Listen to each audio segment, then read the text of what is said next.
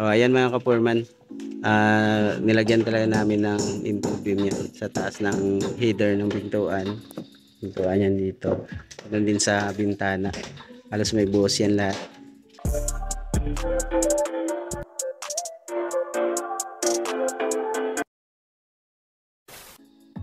Andito tayo ngayon mga ka-foreman sa project natin na to Story House.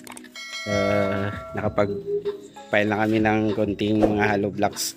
Foreman na yung mga bintana niya dito. May bintana. Ganun din dun sa kabila. Saka ito yung main door. Dito na portion. Ito yung garahean. Yan. Ito yung project natin dito. Ito yung binuhusan natin dati. Ayan, steel deck yung gamit natin dyan sa sahig ng ating slab. So second floor ito mga ka-foreman. Focus muna kami dito sa ilalim. Dito may bakod. Naglagay kami ng panibagong wall dyan. Kasi parang marupok na yung wall dyan sa pader. Yung dating bakod dyan. Mababaw yung pundasyon. Gumawa kami dito ng bagong pundasyon na mayroong tie beam sa ilalim. So doon na portion, ibabaklasin na natin yung lahat ng mga scaffold. Kasi halos nasa 26 days na ito mga ka-foreman.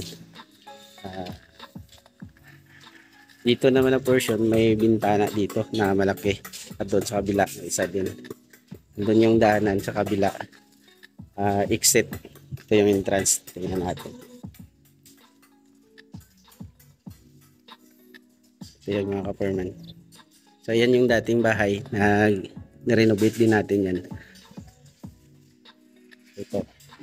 Dito yung exit sa entrance. Dito naman, dito yung hagdanan papunta sa itaas. So, mayroon kami mga abang dyan.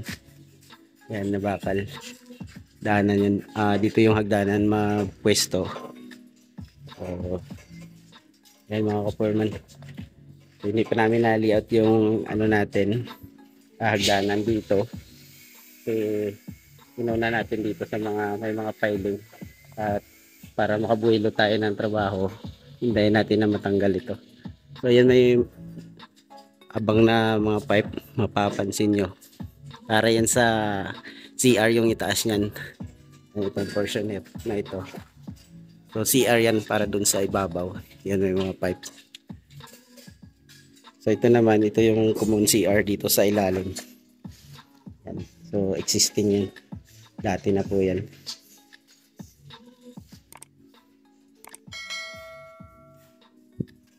Dito sa ilalim mga ka-foreman, aliwalas dito kasi ito ay magiging living room dito na portion. Ayan. So ayan lang yung division dyan kasi merong hagdanan. At dito open na siya. Ayan. Open na yan kaya may aliwalas dito sa ilalim. So yung mga kwarto andun sa itaas, nasa 3 kwarto doon.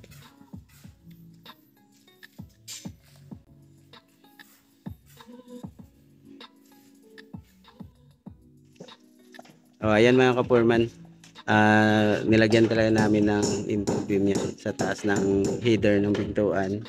Pintuan yan dito. Ganun din sa bintana. Halos may buhos yan lahat. Ganun din dito. Sitat na ng finishing yung masya natin.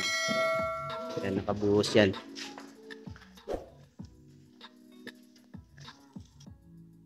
Good morning mga ka-foreman. Bisita naman tayo dito sa project natin na to Story House. So, ayan, halos konti na lang yung mga natira na hindi na pailan ng hollow blocks. So, ngayon start tayo na mag-finishing. So, dyan, open na lang yung dalawang span na yan. Yung sa taas may mga bakal para yan sa piling na hollow blocks din dyan. Magbuhos din tayo ng lintel beam bago piling ng hollow blocks, yung pinakasagad sa beam. Ayan mga ka-foreman, binuhusan namin ng 4 inches yung top ng ating bintana, yung sa header. Nag-lintel beam tayo dyan para mas lalong matibay yung bintana natin. Hindi basta-bastang bibigay o bibitak dun sa mga gilid. Ayan mga ka-foreman, may buhos yan lahat ng header. Yun, pupunta dun.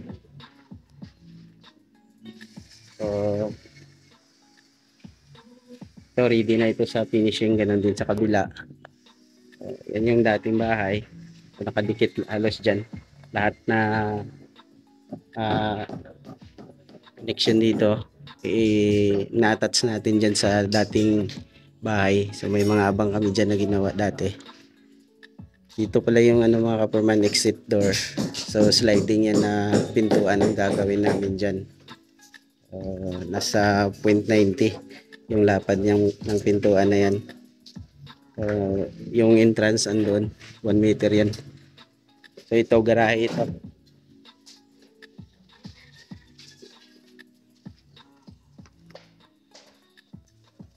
Yan, dito yung entrance din. Ito magiging terrace din ito sa harap. So, hindi pa natin nilagyan dito, hindi pa natin ginawa kasi andito pa yung banghouse. Maraming borders dito. Yung mga tropa natin, mga construction boy.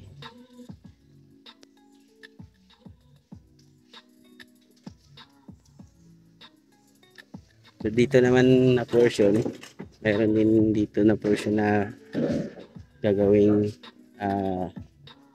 para sa mga aso. So may maliit na septic kaming ginawa para sa mga aso lang yan.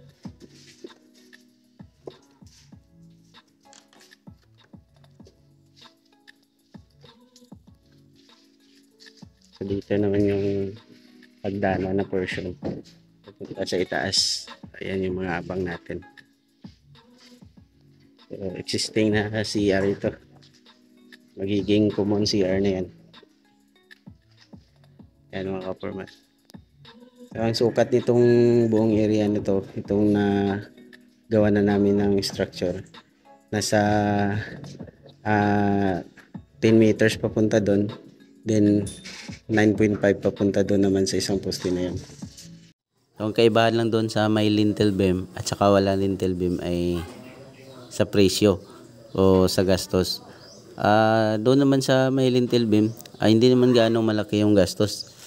Siguro sa isang bintana, makadagdag lang kayo ng 1,000 pesos doon sa labor at saka doon sa materials.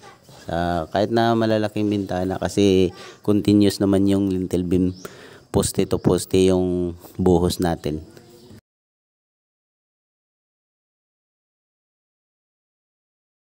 So sa ganong halaga ay masisecure na yung header ng bintana natin. Ganon din doon sa mga pintuan.